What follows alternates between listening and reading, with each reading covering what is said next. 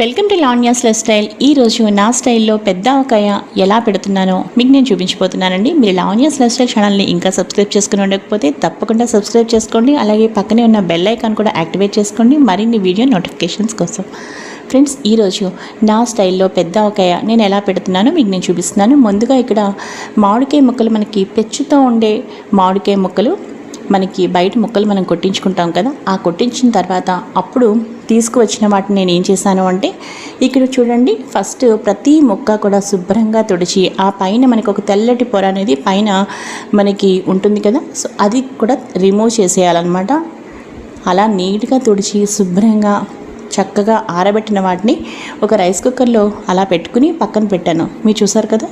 ఇప్పుడు ఒక కొత్త డబ్బా తీసుకున్నాను. అసలు నేను ఆవకాయ దేనిలో కలపాలి అనుకుంటున్నాను, సో దానికోసం ఒక కొత్త డబ్బా పెట్టుకున్నాను. ఈ విధంగా ఓం మహాగణాధిపతియే నమః.